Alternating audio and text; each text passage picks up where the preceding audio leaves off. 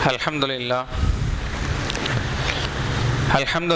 na'budu wa nasta'inuhu wa nasta'biruhu wa nu'minu bihi natawakkalu alayhi wa na'udhu billahi min shururi anfusina wa min sayyiati a'malina man yahdihillahu fala mudilla lahu wa man yudlilhu fala hadiya lahu wa ashhadu an la ilaha illallah wahdahu la sharika lahu وأشهد أن محمدا عبده ورسوله أما بعد فيا عباد الله أوصيكم أولا بتقوى الله قال ربي اشرح لي صدري ويسر لي أمري واحلل عقدة من لساني يفقهوا قولي سبحانك لا علم لنا إلا ما علمتنا إنك أنت العليم الحكيم ربي أزير ولا توازي ربي زدني علما وفهما وبالغيب அளவற்ற அருளருளாலும் நிகரற்ற பேரன்போடையோருமாகிய எல்லாமல்ல அல்லாஹ்வின் திருநாமத்தால் ஆரம்பம் செய்கிறேன். கண்மணி நாயகம் முஹம்மதின் ஸல்லல்லாஹு அலைஹி வஸல்லம் அவர்களின் மீதும் அவர்களுடைய குடும்பத்தார் கோத்திரத்தாரின் மீதும் சத்திய சஹாபாக்கள் தாபியங்கள் தபா தாபியங்கள் நாதாக்கள் ஷஹதாக்கள் உலகிலே வாழுகிற நல்லவர்கள் சாலிஹீன்கள் முத்தகீன்கள் முஃமின்கள் யாவரின் மீதும் அல்லாஹ்வினுடைய ஒரு அருளும் அவனுடைய அன்பையும் கிருபையும் பெறுகிற மக்களாக அல்லாஹ் நம் அனைவரையும் ஆக்கி அருள் புரிவானாக. அன்பிற்குரியவர்களே, இந்த உலகிலே மனிதன் மனிதத்தன்மையோடு வாழ்வதற்கும் அவனிடமுள்ள மிருகத்தனத்தை விட்டு வெளியாகுவதற்கும் இறைவன் நமக்கு அழகான ஒரு செயலை கற்றுத்தந்த ஒரு செயல்தான், ஒரு அமல்தான், ஒரு நற்செயல்தான் தான தர்மம். தான தர்மத்தை குறித்து ஒரு கவிஞன் அழகாக ஒரு எழுதிய சில வரிகள் சேர்த்து வைத்ததை கொடுக்க மறுத்தால் கையில் இருப்பது சேர்த்து வைத்ததை கொடுக்க மறுத்தால் கையில் இருப்பது காலியாகிவிடும், கையில் இருப்பதை கொடுக்க நினைத்தால் காலியான கைகள் நிரம்பிவிடும் என்று ஒரு அழகான ஒரு வரிகளை நாம் படித்த ஒரு ஞாபகம். பொதுவா தர்மம் என்று சொன்னாலே மனிதனுடைய வாழ்க்கையில் சிறந்ததாக விளங்குகிற ஒரு செயல்பாடு அது. தர்மம் என்று சொன்னாலே தலைகாக்கும் என்கிற ஒரு பழமொழி உண்டு. தர்மம் என்கிற ஒரு செயல் இருக்கிறதே, அது யாவரிடம் இருக்கிறதோ அவருடைய வாழ்க்கையும் குணமும் செயலும் அவருடைய வாழ்க்கையும் சிறந்ததாக மாறும் அமையும் என்பது எந்த விதமான சந்தேகமும் இல்லை.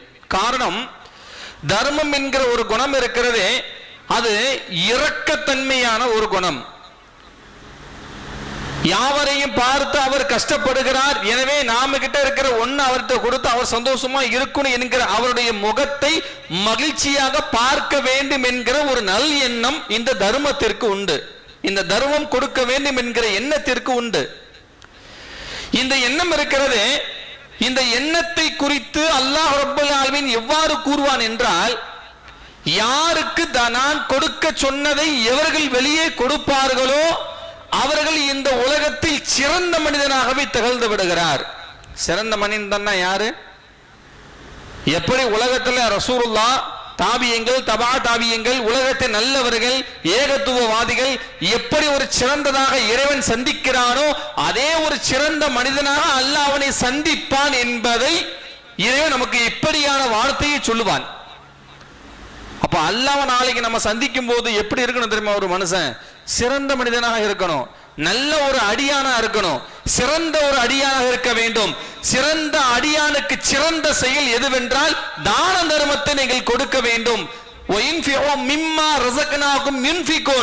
நாம் தந்த செல்வத்தை அவர்கள் நல்ல வழியில் செலவு செய்யட்டும் என்று இறைவனுடைய வாக்கு. ஒரு காலத்துல நம்மளாம் அதர் காஸ்டஸ் கூட இன்னைக்கு அவங்களுக்கு சில பழக்கங்கள்லாம் உண்டு. என்ன பழக்கம் தெரியுமா? ஒரு டீ கடை, ஒரு இட்லி கடை, ஒரு வடை கடை ஏதோ ஒன்று போட்டாங்கன்னா அந்த வடையை பிச்சு ஓட்டுக்கு மேலே, கூரைக்கு மேலேயே ஓட்டுக்கு மேலே ஒரு போடக்கூடிய ஒரு வளம் அவங்களுக்கு ஒன்று உண்டு. இதை அவங்கள்ட்ட நம்ம கேட்கப்போ அவங்க என்ன சொல்லுவாங்க தெரியுமா? அதெல்லாம் ஒன்றும் இல்லை பாய், ஏன் அதை தூக்கி நான் மேலே போடுறேன் தெரியுமா? அது காக்காவோ இல்லை புறாவோ இல்லை வேறு ஏதாவது அவங்க பசியோ அதை சாப்பிடும் போது அதுல கிடைக்கிற ஒரு இன்பம் இருக்க, அதுல வேற எந்த விஷயமும் எனக்கு கிடைக்காது. அதனாலதான் நான் என்ன பண்ணுவேன்னா முதலாக பிச்சு நான் தூக்கி அது போடுவேன் அப்படிங்கிற ஒரு பழக்கம் ஒரு வளமையாக ஒரு காலம் இருந்துச்சு. அது இஸ்லாமியர்களிடம் இருந்தது, எல்லாத்திலுமே இருந்த ஒரு வளமை. இது பொதுவான ஒரு விஷயம்தான். யாராக இருக்கட்டும், டீ கடையா இருக்கட்டும், சாப்பிட்றவனா இருக்கட்டும், அல்லது வேலை பார்க்கறவனா இருக்கட்டும், முதலாளியா இருக்கட்டும், யாரா இருந்தாலும் சரி, அப்பெல்லாம் ஒரு நேரங்கள் அப்படி இருந்துச்சு. ஆனா இப்ப எப்படி தெரியுமா? ஒரு காலங்கள்ல காசு இல்ல, ஆனா நிம்மதி இருந்துச்சு. இப்ப காசு இருக்கு, ஆனா நிம்மதி இல்லை. என்ன காரணம்? ஏன்னா இருப்பதை கொடுக்க வேண்டும் என்ற எண்ணம் அங்க இல்லை என்பதால் அந்த மனதை கடுமையான ஒரு இல்லலுக்கு ஆளாகி விடுகிறது. எப்ப நாம கொடுக்க வேண்டும் என்ற எண்ணம் அங்க இல்லையோ, திறக்க வேண்டும், மனதை திறக்க வேண்டும், திறந்த ஒரு மனதோடு மக்களுக்கு அதை செய்ய வேண்டும். கஷ்டப்படுபவனை பார்த்து அவனுக்கு நாம சம்பாதித்த ஒரு பகுதி எடுத்து அவனுக்கு தர வேண்டும், ஒரு தான தர்மத்தை வழங்க வேண்டும், பசித்தவனுக்கு கொடுக்க வேண்டும், தாகித்தவனுக்கு தண்ணி வழங்க வேண்டும் என்கிற ஒரு எண்ணம் அங்கே இல்லை என்பதால் உள்ளம் இருளாக மாறிவிடுகிறது. ஆனா ரசூலுல்லாஹ் சொல்ல வார்த்தை என்ன தெரியுமா? தாகித்த ஒரு நாய்க்கு கொடுத்த ஒரு தாய், ஒரு பெண்ணுக்கு அல்லாஹ் சொர்க்கத்தை அங்க வழங்கினான். இது ரசூலுல்லாஹ்வுடைய வார்த்தை. தாகமாக வந்த ஒரு நாய்க்கு தண்ணீர் புகட்டிய ஒரு பெண் சொர்க்கம் செல்கிறாள் என்றால், இங்கே தர்மம் என்கிற ஒரு செயலை ஒரு மனிதனை ஊக்குவிக்கப்பட வேண்டும் என்று பெருமானார் அவர்கள் இந்த வழியிலே நமக்கு சொல்லி காட்டுகிறார்கள். காரணம் ஏன்னா தர்மம் என்பது சாதாரண ஒரு விஷயம் அல்ல, ஒரு மனிதனுடைய தலையெழுத்தையே மாறுகிற ஒரு தன்மை அது. இன்னைக்கு தர்மம் கொடுக்கறாங்க எப்படி தெரியுமா? லாபத்தை எதிர்பார்த்து இன்னைக்கு தர்மம். இன்னைக்கு ஃபேஷன் என்ன தெரியுமா? இன்னைக்கு ஒரு ஃபேஷனா லாபத்தை பார்த்து தர்மத்தை கொடுக்கக்கூடிய ஃபேஷன் இன்றைய ஃபேஷன். ஆனால் எதையுமே எதிர்பார்க்காமல் இருப்பதை கொடுப்பதை கொண்டு தர்மத்தை வழங்கியது அந்த காலத்தினுடைய ஃபேஷன். அப்பம்லாம் அதான் ஸ்பெஷலான ஃபேஷனே அதுதான். இருப்பதை கொடுப்பாங்க, இல்லையா தான் கிட்ட இருக்கிற எடுத்துக்கொண்டு கையில கொடுக்கக்கூடிய ஒரு ஃபேஷன் அப்ப இருந்துச்சு. ஆனா இப்ப எப்படின்னா லாபத்தை பார்த்து தர்மத்தை கொடுக்கிற ஒரு ஃபேஷன். எப்படி தெரியுமா? ஒரு ஆள்கிட்ட கொண்டு கையில கொடுக்குற மாதிரி கொடுப்பான், அது ஒரு வீடியோவா எடுத்து அதை எடிட்டிங் பண்ணி அதை ஒரு மியூசிக் அதில் போட்டு அதை அப்படியே யூடியூப்ல ஷேர் பண்ணி அதை அப்படியே லைக்ஸை வாங்கி அதை அப்படியே ஷேரிங் மூலியமா நிறைய எடிட் பண்ணி அவனுக்கு அது கிரெடிட் ஆகணுங்கிறதுக்காக இன்னைக்கு 1000 ரூபாய் நான் வெளியே கொடுத்தோம், எனக்கு 10,000 எனக்கு வரும் அப்படிங்கிற எண்ணத்தோடு ஒரு தர்மம் செய்து அதுக்கு பேர் தர்மம் இல்ல, வியாபாரம். வியாபாரத்துக்கும் தர்மத்திற்கும் வித்தியாசம் நிறைய உண்டு. இருப்பதை ஒருவன் கஷ்டப்பட வேண்டும் என்பதற்காகவே நான் கஷ்டப்படுவதை பார்த்து தான் கையில் இருப்பதை கொடுத்தால் அது தர்மம். நீ கொடுத்துட்டு அவன் கொடுத்ததுக்காக எனக்கு 1000 10,000 எனக்கு திரும்ப கிடைக்குங்கிறது அதுக்கு பேர் தர்மம் அல்ல என்பதை நாம் புரிந்து கொள்ள வேண்டும். அன்பிற்குரியவர்களே, ரசூலுல்லாஹி ஸல்லல்லாஹு அலைஹி வஸல்லம் காலங்கள்ல எந்த அளவிற்கு தன் வாழ்க்கையை கொண்டு போனாங்க தெரியுமா? சஹாபா பெருமக்கள் எல்லாம் எந்த அளவிற்கு அல்லாஹ் ரப்பல் ஆலமீன் ரலியல்லாஹு அன்ஹு வரது அன் சஹாபாக்களை எல்லாம் இறைநேசர் தோழர்கள் எல்லாம் இறை தோழர்களுடைய ரசூலுல்லாஹி ஸல்லல்லாஹு அலைஹி வஸல்லம் தோழர்கள் அத்தனை பேரையுமே அல்லாஹ் பொறிந்து கொண்டான் என்று இறைவன் சொல்லக்கூடிய வார்த்தை சும்மா இல்ல. எப்படி வாழ்ந்திருக்காங்க தெரியுமா? அவங்க எப்படியான ஒரு வாழ்க்கையை வாழ்ந்தார்கள் தெரியுமா? அன்சாரி சஹாபி, அன்சாரி தோழர்களை சேர்ந்த ஒரு நபி தோழர் ரசூலுல்லாஹி ஸல்லல்லாஹு அலைஹி வஸல்லம் காலங்களில் ஒரு திருச்சபை ஒன்று. அந்த திருச்சபையில பெருமானார் அவர்களிடத்தில் அந்த சபையை நோக்கி ஒரு ஏழையான ஒரு நபி தோழர், ஒரு நபர், அவர் ரிஜால், ஒரு மனிதர், பசியாக வந்த ஒரு மனிதர், கடும் காட்டு பசி, சரியான பசி அவருக்கு. சஹாபாக்கள் எல்லாம் இருக்கிறாங்க. இப்ப ரசூலுல்லாஹி ஸல்லல்லாஹு அலைஹி வஸல்லம் அந்த பசியாக வரப்பட்ட அந்த நபரை, யா ரசூலல்லாஹ் ஏதாவது இருந்தா கொடுங்களேன், எனக்கு சரியான பசியோடு நான் இருக்கேன் யா ரசூலல்லாஹ் ஏதாவது கொடுங்களேன் சொல்லி கேட்ட உடனே பெருமானார் அவர்கள் தன்னுடைய வீட்டுக்கு ஆள் அனுப்புறாங்க, ஏதாவது இருக்கான்னு பார்க்க சொல்லி. வீட்டில் தண்ணி தவிர ஒன்றும் இல்லை அப்படின்னு சொல்லி திரும்ப ஆள் வந்தாச்சு. இப்ப சஹாபாக்கள்கிட்ட கேட்கறாங்க, இவருடைய பசியை தீர்ப்பது யார் என்று கேட்கிறாங்க. சஹாபாக்களை பொறுத்தவரையும் அவங்க ஒன்றும் பெரிய பெரிய கோடீஸ்வரங்கள்லாம் கிடையாது.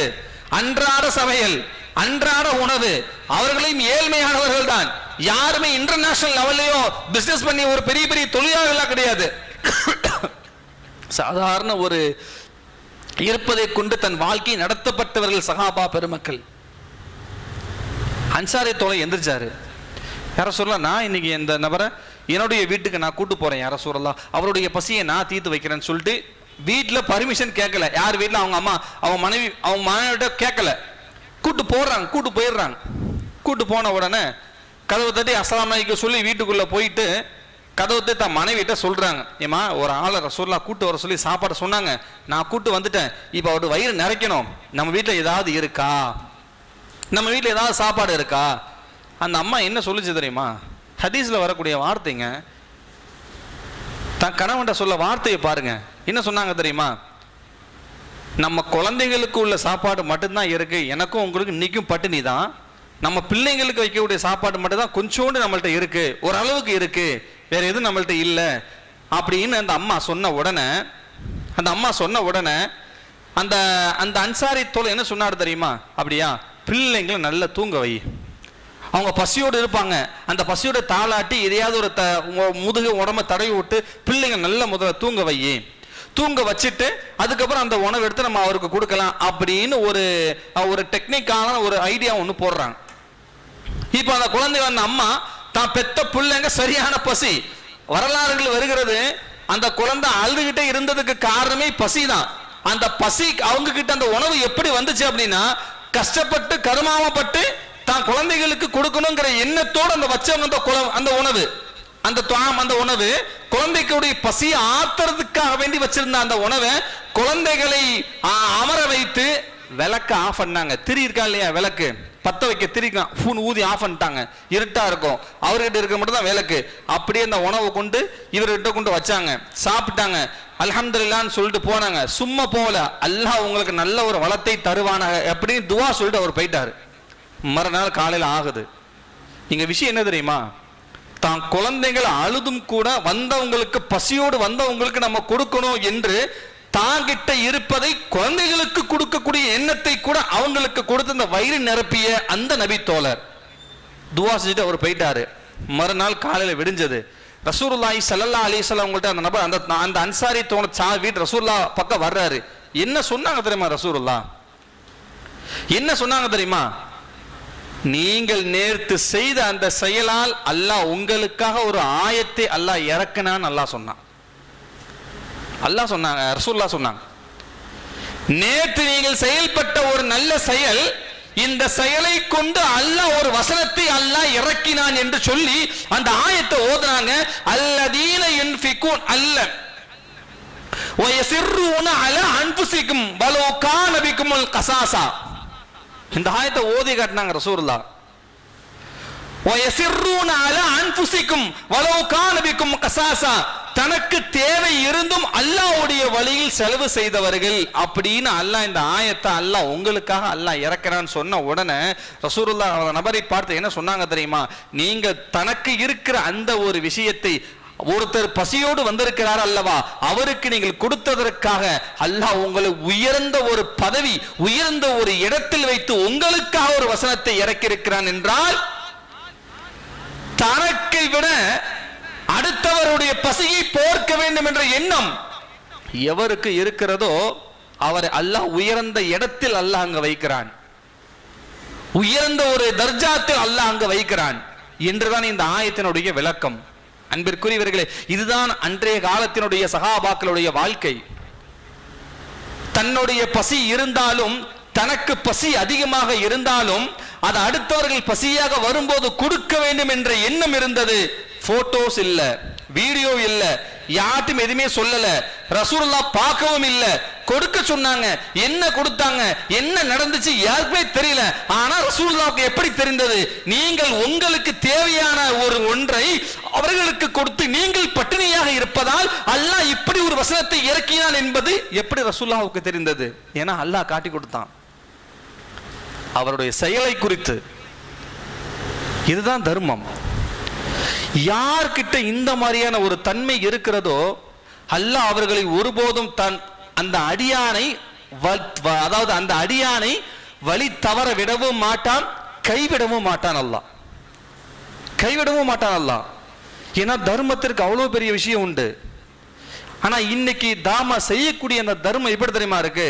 வெளிப்படையாக அது அப்படியே ரசூலுல்லாஹி ஸல்லல்லாஹு அலைஹி சொல்றாங்க, அல்லதீன அல்லாஹ் குர்ஆனிலே அல்லதீன யுன்ஃபிகூன ஸர்ராயி வல் லர்ராயி, இன்பத்திலேயும் கஷ்டத்திலேயும் நீங்கள் கொடுங்கள் என்று அல்லாஹ் எங்க சொல்லுகிறான். சஹாபாக்கள் செய்தார்கள், எனவே அவர்கள் உயர்ந்தார்கள். இன்பத்திலேயும் கஷ்டத்திலேயும் கொடுத்தார்கள். தனக்கு போக கொடுக்கவில்லை, தனக்கு இல்லை என்றும் கொடுத்தார்கள்.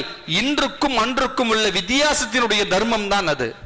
எனவேதான் அல்லாஹ் உயர்த்தி பேசினான், இன்றும் பேசுகிறான், கியாமத் நாள் வரையும் அல்லாஹ் அங்க பேசுவான். காரணம் அவர்கள் செய்த அந்த தியாகம், கொடுக்க வேண்டும் என்கிற ஒரு மனம்.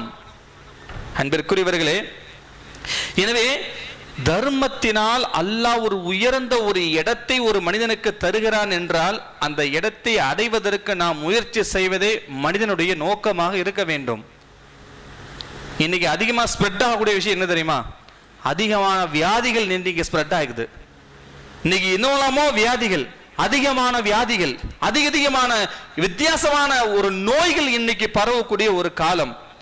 சோதனைகள் அதிகமாக சந்திக்கக்கூடிய ஒரு நேரம், வியாதிகள் சந்திக்க ஒரு நேரம், சோதனைகள் அதிகமாக சந்திக்கிற ஒரு நேரம், கெட்ட மரணத்தை அதிகமாக சந்திக்கிற ஒரு காலம், கெட்ட மரணத்தை சந்திக்கிற ஒரு காலம், நெருக்கடியான வாழ்க்கை சந்திக்கிற ஒரு காலம்.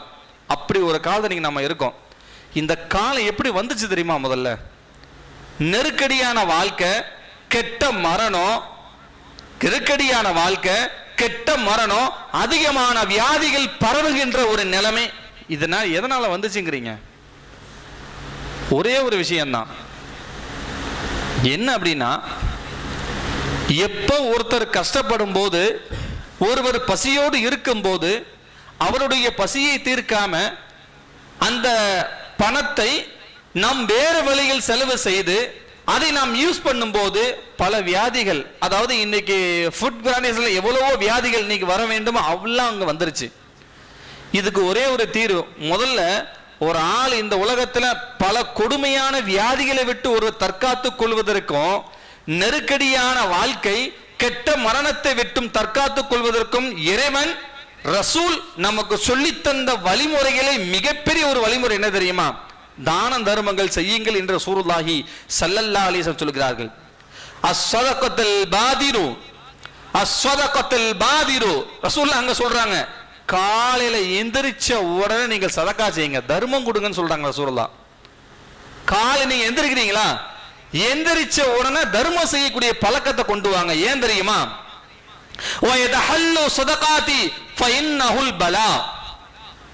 எப்ப நீ காலையில எந்திரிச்ச உடனே தர்மம் யாருக்காவது உன் கையில ஒரு 10 ரூபாய் இருக்கட்டுமே, ஒரு கையில ஒரு ஆளை கொடுத்துட்டு நீ வெளியே நீ போனா உனக்கு வரக்கூடிய முசீபத்து, உனக்கு வரக்கூடிய சோதனை, உனக்கு வரக்கூடிய நெருக்கடி, உனக்கு வரக்கூடிய நோய் அகன்று விடுகிறது என்று சொன்னாங்க ரசூலுல்லாஹி ஸல்லல்லாஹு அலைஹி வஸல்லம்.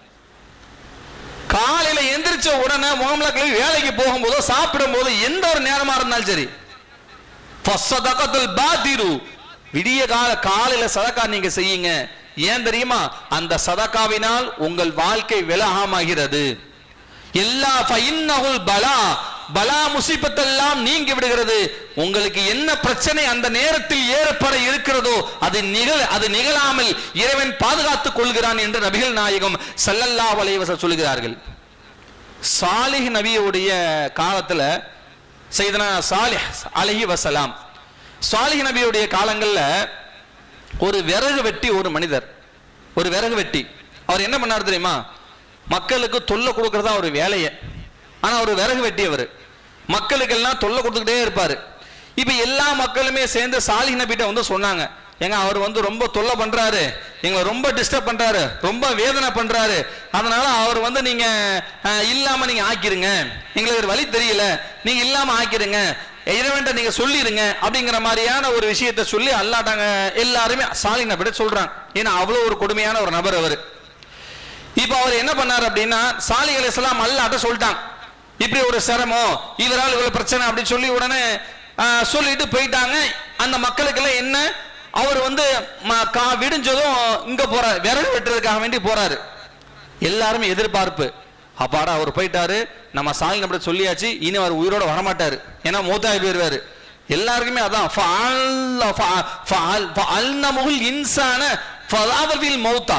அவர் மூத்தா போயிருவாரு, எல்லாருமே எண்ணம்.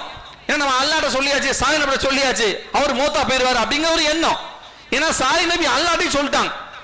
என்ன சொன்னாங்க, யா அல்லாஹ் அவர் சிறந்ததாக இருக்குமேனா உயிரோடு வையி, அவர் மூலியமாக தொல்லையிடும் என்றால் இல்லாமல் ஆக்கிவிடு அப்படிங்கிற மாதிரியான விஷயத்தை சாலிஹ் நபி சொல்லிட்டாங்க. இப்ப என்ன ஆச்சு, எல்லாருக்குமே மக்கள்லாம் சந்தோஷம், வரமாட்டாரு, அவர் செத்து போயிரு, இறந்து போயிருவாரு அப்படின்ட்டு. சாயங்காலம் ஆணுச்சு, திரும்ப வந்தார்.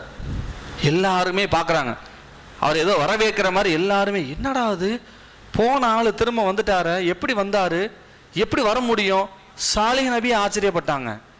நாம் அல்லாஹ்ட்ட சொல்லியிருந்தோமே, எப்படி இது விஷயம் அப்படின்ட்டு ஆச்சரியமா எல்லா நபருமே பார்க்கும்போது சாலிஹ் அலைஹிஸ்ஸலாம் அவரை கூப்பிட்டு கேட்டாங்க, இன்னைக்கு எதுவும் புதுசா எதுவும் நிகழ்வு உங்களுக்கு நடந்துச்சான்னு கேட்டார். இன்னைக்கு எதுவும் உங்களுக்கு புதுசா எதுவும் நிகழ்வு நடந்துச்சா? இல்லை, அப்பெல்லாம் ஒன்றும் இல்லையா? இல்லை, கண்டிப்பா ஏதோ நடந்திருக்கு, சொல்லுங்க அப்படின்னு. உடனே அவர் சொன்னாரா, அதெல்லாம் ஒன்றும் நடக்கலைங்க, ஒரே ஒரு விஷயத்த நான் செஞ்சேன் அப்படின்னார். என்ன செஞ்சேன்னு தெரியுமா?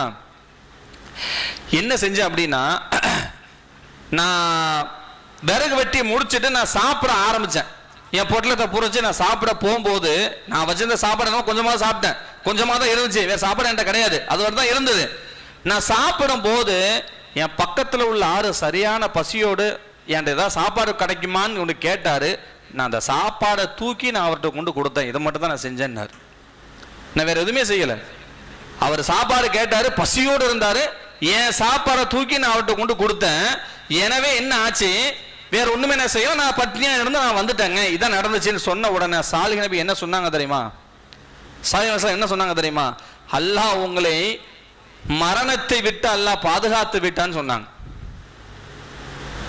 ஹதீஸ்ல வருகிறது, புகாரில் வரக்கூடிய ஒரு செய்தி. சாலிஹ் அலைஹிஸ்ஸலாமுடைய வரலாறுல எடுத்து பாருங்க.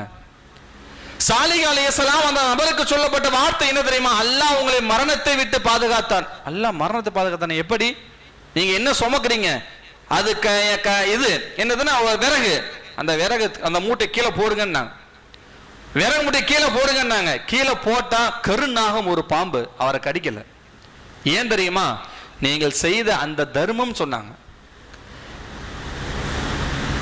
நீங்க செய்த அந்த தர்மம் கெட்ட மரணத்தை தடுக்கும். சாலிஹ் அலைஹிஸ்ஸலாம் சொல்ல வரலாறு நடந்த ஒரு உண்மையான சம்பவம் இது.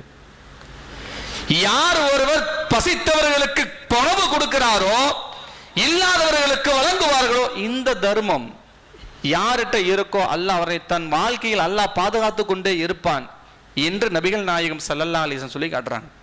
சாலிஹ் அலைஹிஸ்ஸலாம் அதான் சொன்னாங்க. அதிகமான பிரபலமான ஒரு ஹதீஸ் என்ன தெரியுமா? பனு இஸ்ரவேலர்கள்ல ஒரு கஷ்டமான ஒரு காலம், கடுமையான ஒரு காலம் பனு இஸ்ரவேலுடைய காலத்துல, பஞ்ச பட்னியுடைய காலம் அது. அந்த காலங்கள்ல 3 நாளைக்கு பிறகுதான் ஒரு பெண்ணுக்கு சாப்பாடு கிடைச்சது. அந்த பெண் சாப்பிடும் போது என்ன செஞ்சாங்க தெரியுமா? பக்கத்து அதே வீட்டுக்காரங்க பசியோட வெந்து போயிருந்ததை பார்த்து, எனக்கு இவ்வளவுதான் கிடைச்சது, எனக்கு வேண்டாம், நீங்க சாப்பிடுங்கன்னு சொல்லி கையில கொடுத்துட்டாங்க. கேட்க வந்தாங்க அந்த அம்மா.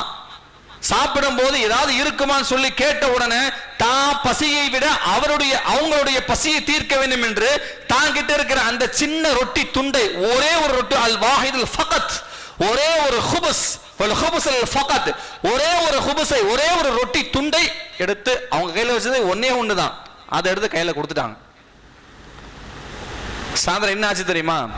அந்த அம்மாவுடைய குழந்தை வெளியே விளையாண்டுகிட்டு இருந்துச்சு. ஓனாய் கவ்விட்டு போயிடுச்சு. இந்த அம்மா துரத்தாங்க அந்த பிள்ளையை. ஆனா அம்மா நம்பிக்கை, கண்டிப்பா என் குழந்தைக்கு ஒன்றும் ஆகாது அப்படிங்கிற ஒரு நம்பிக்கை. ஓடிட்டே இருக்கிறாங்க. திடீர்னு நாய் எங்கே காணா போயிடுச்சு. குழந்தையும் காணா போகல. குழந்தையும் காணா போயிடுச்சு, நாயும் காணா போயிடுச்சு, எங்க போச்சுன்னே தெரியல, உட்கார்ந்து அழுதுகிட்டே இருக்கிறாங்க.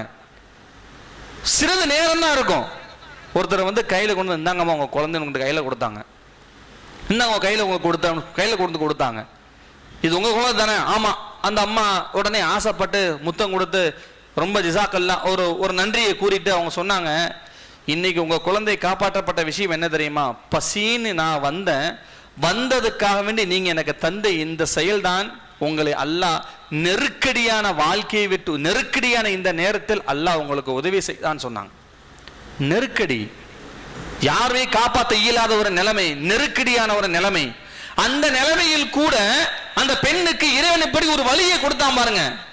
ஹதீஸ்ல வருகிறது, யார் ஒருவர் தர்மத்தை கொடுப்பதற்கு ஒரு எண்ணம் வந்து அவர் கையிலே கொடுத்து விடுவார்களே ஆனால் அவர்களுக்கு மலக்குமார்களை நியமிக்கிறான் என்று சொன்னாங்க ரசூலுல்லாஹி ஸல்லல்லாஹு அலைஹி வஸல்லம் அவர்கள். தர்மத்திற்கு அவ்வளவு பெரிய விஷயம் உண்டு, சாதாரண விஷயம் அல்ல. அல்லதீன யன்ஃபிகூன பிஸ்ஸர்ராயி வல்-ضர்ராயி, இறைவன் சொல்லுகிறான், யார் இன்பத்திலையும் துன்பத்திலையும் தர்மத்தை கொடுப்பார்களோ அவர்களை அல்லாஹ் ஒருபோது கைவிட்டதில்லை என்று இறைவன் கூறுகிறான். அப்ப தர்மத்திற்கு ஏதாவது ஒரு கலா கதிரியே மாற்றுகிற ஒரு தன்மை இந்த தர்மத்திற்கு உண்டு என்றால் தான தர்மங்களை கொடுக்க வேண்டும் என்று இஸ்லாம் நமக்கு வலியுறுத்தி காட்டுகிறது. அது ஹிந்துன்னு கிடையாது, கிறிஸ்டியன்ஸ் கிடையாது, முஸ்லீம்ஸும் கிடையாது. யார் உங்கள்ட்ட பசின்னு வந்து கேட்டாலோ, உதவின்னு வந்து கேட்டார்களோ, இருப்பதை கொடுங்கள். அல்லாஹ் ரப்பல் ஆலமீன் நபிக்கு அல்லாஹ் சொன்னான், ஃபஅம்மா ஸாயி ஃபலா தன்ஹர், நபியே நீங்கள் வந்தவரை விரட்ட வேண்டாம், இருந்தால் கொடுங்கள், இல்லை என்ற அழகிய வார்த்தையை சொல்லுங்கள் என்று அல்லாஹ் சொல்லுகிறான். நபிக்கு அல்லாஹ் சொன்னான், உங்களிடத்தில் வந்து கேட்க வந்தால் அவர்கிட்ட நீங்கள் இல்லை என்று சொல்லாதீர்கள், விரட்டாதீர்கள்,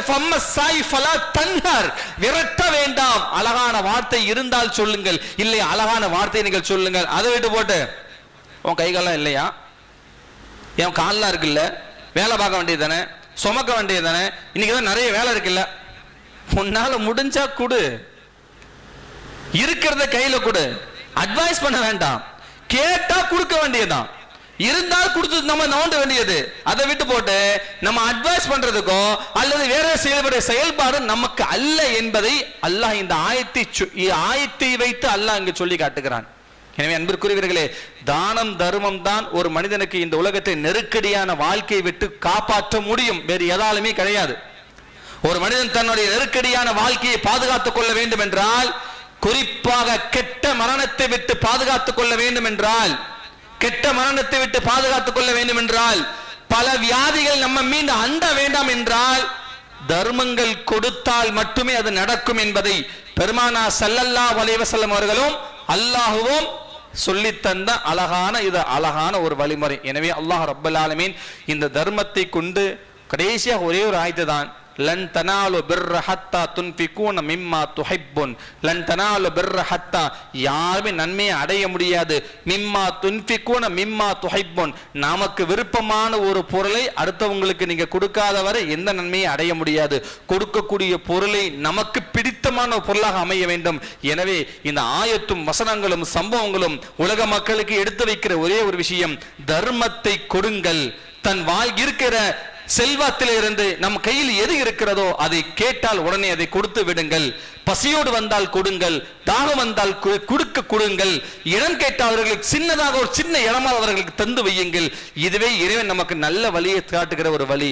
அல்லாஹ் ரப்பல் ஆலமீன் எதை கேட்கிறோமோ அதன்படி வாழுகிற பாக்கியத்தை வல்ல ரஹ்மான் எனக்கும் உங்களுக்கும் தந்த அருள் புரிவானாக. வாஹிரு தஅவானா அல்ஹம்துலில்லாஹி ரப்பில் ஆலமீன். அஸ்ஸலாமு அலைக்கும் வரஹ்மத்துல்லாஹி வபரகாத்துஹு.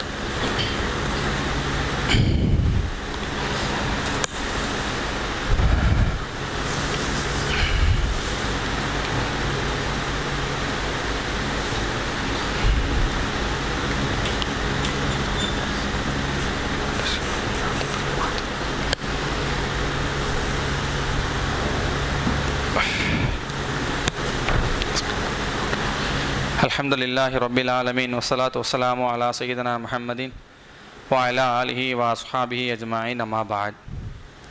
அல்லாஹும்ம ஸல்லி அலா சய்யிதினா வ நபியினா மௌலானா முஹம்மதின் வ அலா ஆலி சய்யிதினா முஹம்மதின் வ பாரிக் வ ஸல்லிம் அலைஹி.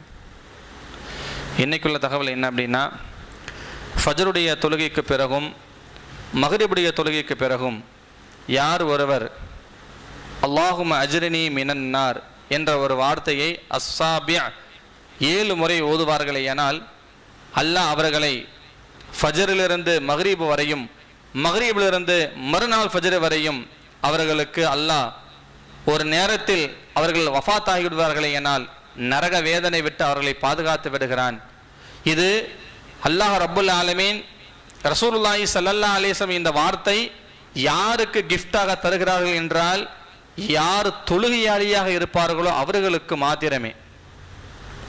முஸல்லீன், தொழுகையாளியாக எவர்கள் இருப்பார்களோ, எவர்கள் விடாத 5 நேர வக்துகளை சரியாக தொழுகுவார்களோ, தொழுகை என்கிற எண்ணம் எவர்களுக்கு இருக்கிறதோ அந்த எண்ணத்தை குறித்து இங்க ரசூலுல்லாஹ் சொல்லப்பட்ட வார்த்தை இது.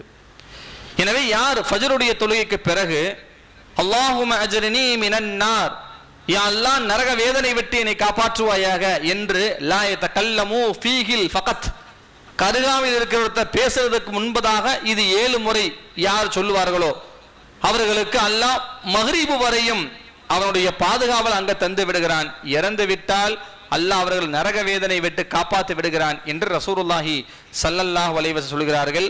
அதே போல யார் ஒவ்வொரு தொழுகைக்கு பிறகும் ஆயத்துல் குர்சியை ஓதுவார்களோ அல்லாஹ் அவர்களுக்கு சொர்க்கம் செல்வதற்கு மரணம் ஒன்றுதான் தடை என்று ரசூலுல்லாஹி ஸல்லல்லாஹு அலைஹி வஸல்லம் இங்கு சொல்லி காட்டுவார்கள். எனவே ஆயத்துல் குர்சி ஓதக்கூடிய ஒரு பழக்கமும், மக்ரிபுடைய தொழுகை ஃபஜ்ருடைய தொழுகைக்கு பிறகு அல்லாஹும்ம அஜ்ரினி மினன்னார் என்று சொல்லக்கூடிய ஒரு வளமையும் நாம் மேற்கொள்வோமே, ஆனால் அல்லாஹ் நரக வேதனையை விட்டு அல்லாஹ் நம்மளை காப்பாற்றுவான் என்பதில் எந்த விதமான ஐயமில்லை.